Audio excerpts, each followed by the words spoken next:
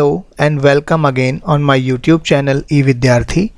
और आज इस वीडियो में आने वाले एसएससी CHSL एग्ज़ाम के लिए जो परसेंटेज के एक्सपेक्टेड क्वेश्चंस हैं उनको करेंगे, और उनको करने का सबसे अच्छा जो अप्रोच है वो यहाँ पे सीखेंगे। और क्वेश्चंस का लेवल आपको बिल्कुल एग्ज़ाम के जैसा ही मिलेगा, क्योंकि मैंने खुद काफ़ी एग्ज़ाम्स दिए हुए हैं, रीसेंट CGL CHSL भी दिया हुआ है, तो इसलिए मैंने वही क्वेश्चन सेलेक्ट करे हैं जिनके आने की संभावना ज़्यादा है। तो देखिए, पहला क्वेश्चन है, 2 students appeared at an examination. मतलब 2 स्टूडेंट हैं, उनमें से एक ने 9 नंबर दूसरे से ज़्यादा गेन किए हैं, और उसका जो परसेंटेज है टोटल दोनों के मार्क्स का वो 56% है। यानी यहाँ पे बेसिकली कहानी ये कह रहे हैं कि जैसे ये स्टूडेंट है A, ये है B, इनका जो डिफरेंस है मार्क्स का वो 9 है। ठीक है, मतलब A को जो मिले होंगे B को जो मिलेंगे, A के मार्क्स जो हैं B से 9 नंबर ज़्यादा हैं, और ये कह रहा है कि इसके जो भी मार्क्स हैं, सपोज़ करिए X, वो इन दोनों के मार्क्स के टोटल का 56% है। ये 56% किनका है? A प्लस B दोनों के मार्क्स का। ठीक, तो देखिए, इस तरीके के क्वेश्चंस को करने का सबसे अच्छा अप्रोच यही है कि आप एक बार ऑप्शन देखें। देखिए, ऑप्शन में सबसे पहले तो डिफरेंस देखिए कि किस ऑप्शन में हमको डिफरेंस 9 का मिल रहा है, क्योंकि A के 9 मार्क्स ज़्यादा हैं तो डिफरेंस भी 9 का होगा। देखिए, यहाँ भी 9 का डिफरेंस है, सेकेंड में भी 9 का डिफरेंस है, और इसमें भी, सारे में मतलब 9 का डिफरेंस तो है ही। तो अब क्या करते हैं, ऑप्शन चेक करना है। देखिए, ऑप्शन चेक करने के लिए भी एक चीज़ सोचनी है आपको कि अगर हम इनका सम कर रहे हैं तो ये आ रहा है 69। ठीक है, इसका सम करेंगे अगर तो ये आपका आएगा 73, इसका सम आएगा 75, और इसका सम आएगा 77।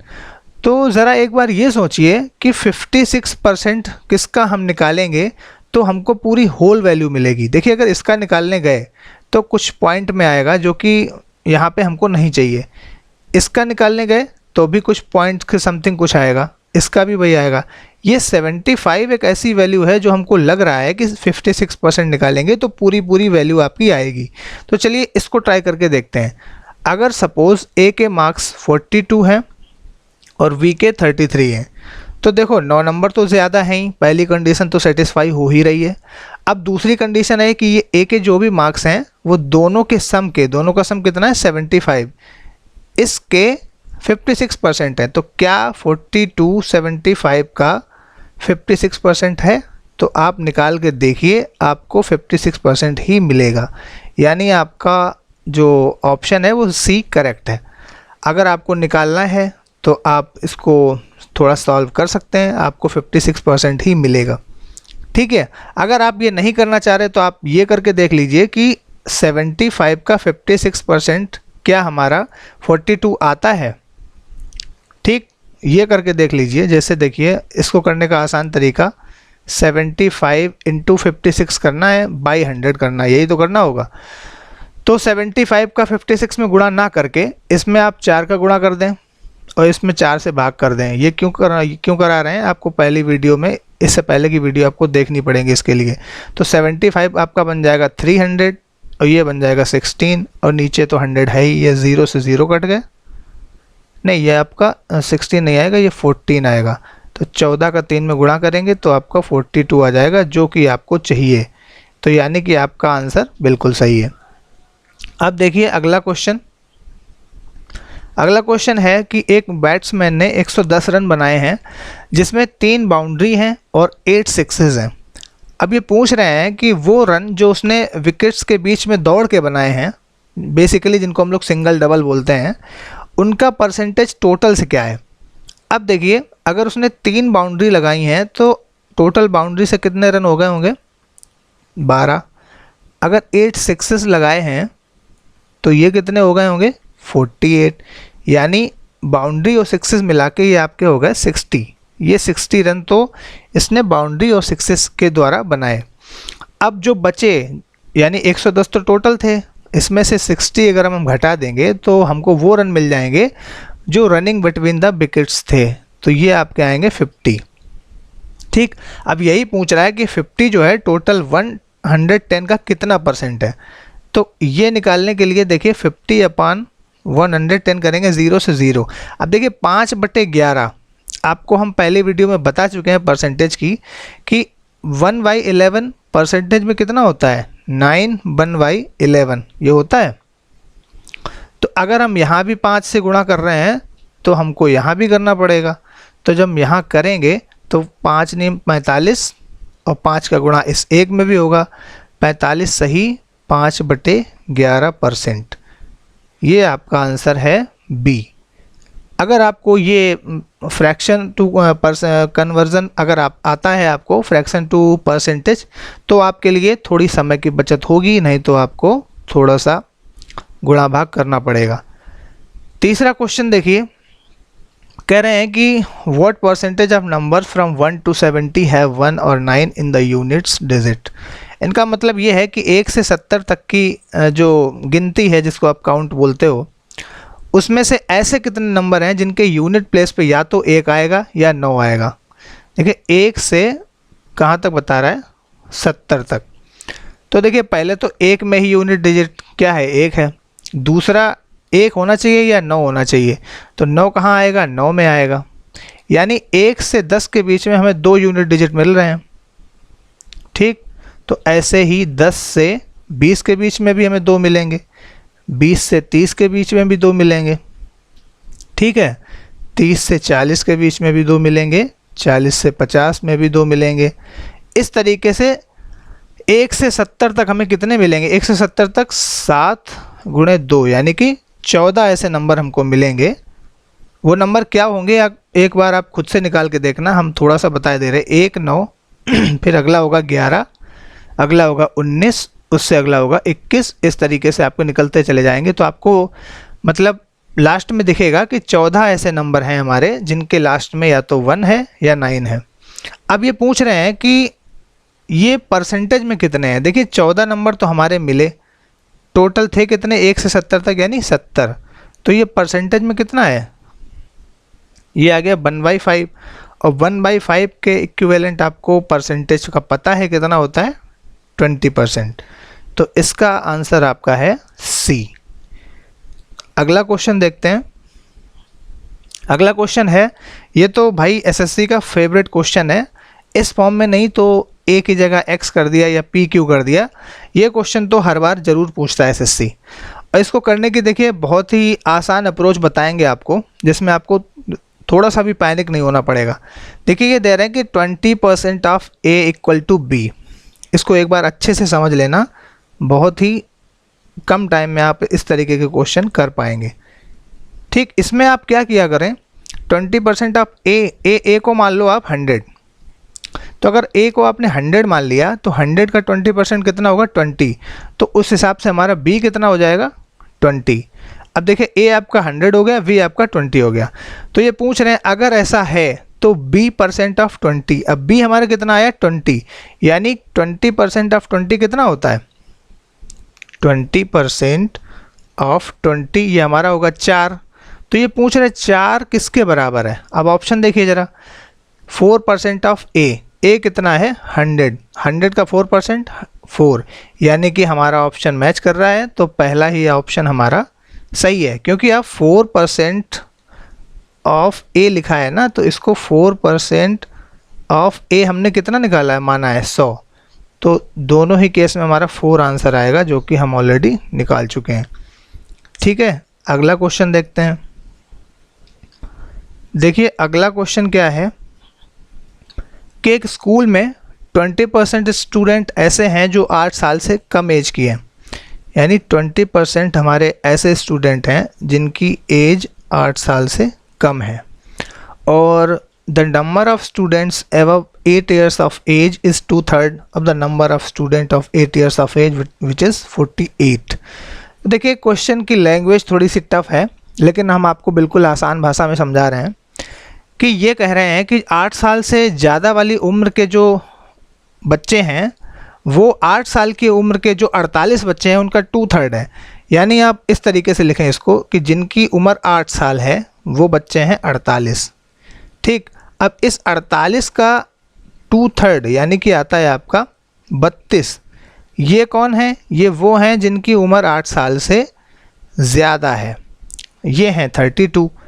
अब क्लियरली आप एक चीज़ देख पा रहे हैं कि 8 साल से ज़्यादा और 8 साल के बराबर, मतलब जिनकी 8 साल है या 8 साल से ज़्यादा है, ऐसे स्टूडेंट कितने हैं? 32 + 48 80। ठीक, अब जो रिमेनिंग है वो आपके 8 साल से कम होंगे, क्योंकि भाई देखिए किसी भी स्कूल किसी भी कॉलेज में एक यही तो कंडीशन बनेगी, या तो 8 साल के बराबर होंगे, या 8 साल से कम होंगे, या 8 साल से ज़्यादा होंगे। ठीक, तो 8 साल से ज़्यादा और 8 साल के बराबर वाले तो हमने निकाल लिए, ये टोटल 80 हैं। अब जो बचेंगे वो 20% क्या हैं? 8 साल से कम वाले। तो अगर 20% ये हैं तो ये जो बाद बाकी हमने निकाले ये क्या 80% के बराबर होंगे? आप कहेंगे बिल्कुल होंगे।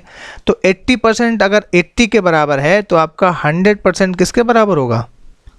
100। यानी आपके बच्चे कितने हैं टोटल स्कूल में? 100।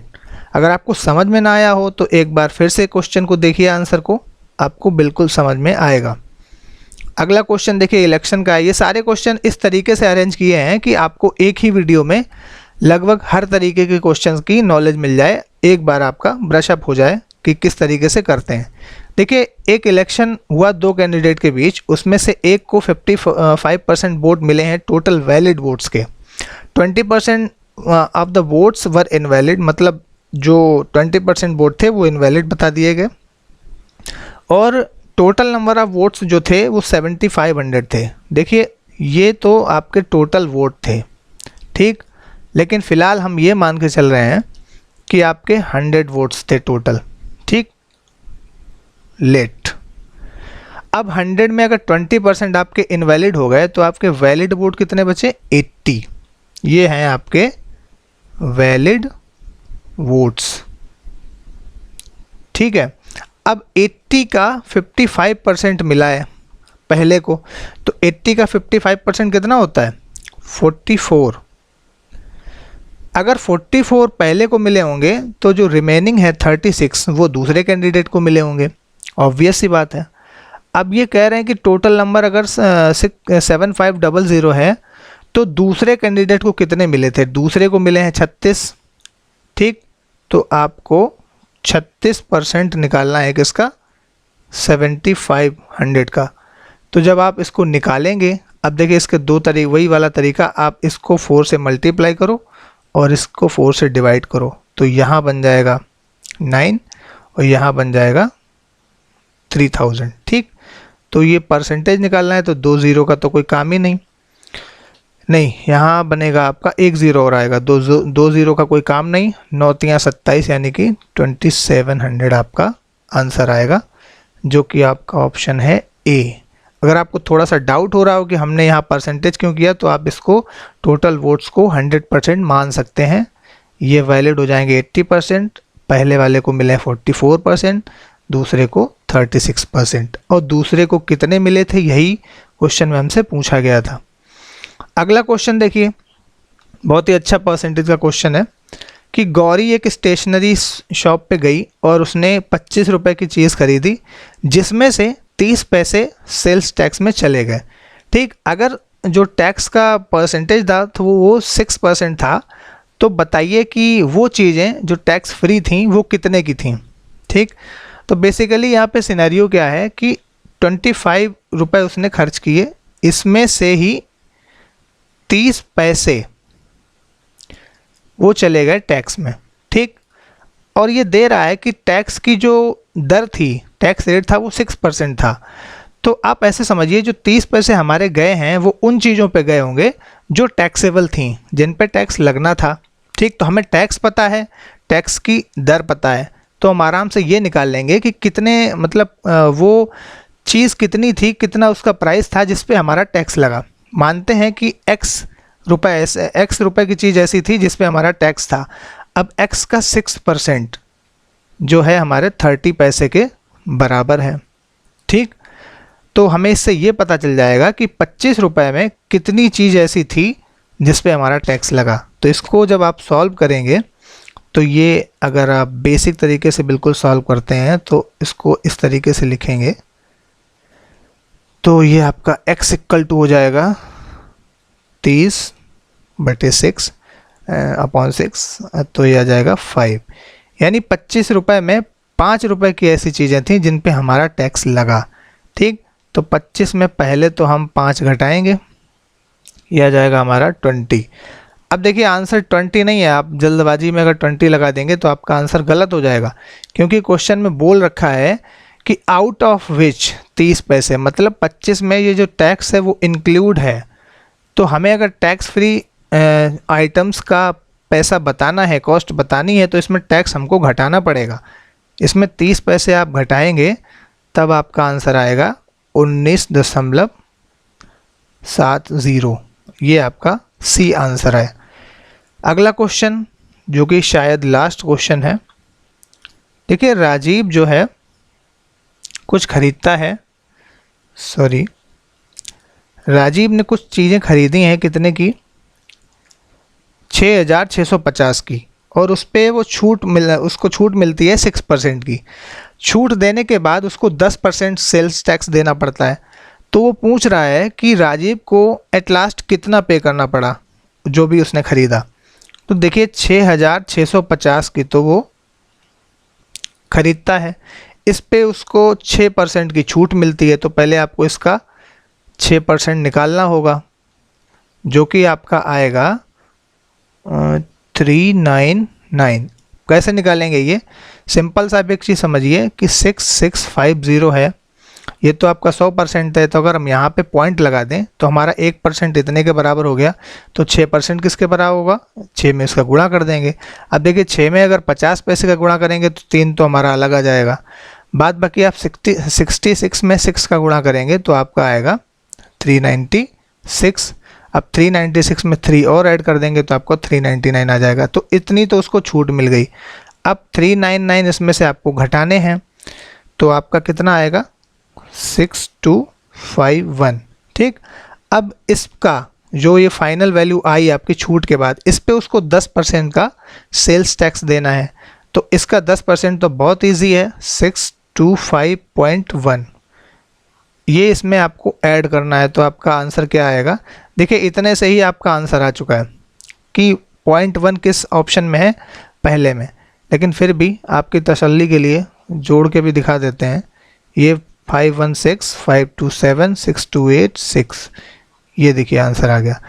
तो ये कुछ क्वेश्चंस थे जो आपके आने वाले CHSL 2019 जो कि शायद अगस्त में होने वाला है, उसके लिए बहुत ही इम्पोर्टेंट है। तो इस वीडियो को कम से कम 2-3 बार आप देखिए, जिससे आपके डाउट्स क्लियर हो सकें। और अगर इन क्वेश्चंस को आपने अच्छे से समझ लिया तो परसेंटेज का कोई भी क्वेश्चन मेरी गारंटी है कि आपका छूटेगा नहीं। और इसके अलावा भी अगर कुछ क्वेश्चंस रह जाते हैं तो वो आगे के वीडियो में हम इंक्लूड करेंगे। तब तक के लिए थैंक यू, बाय बाय।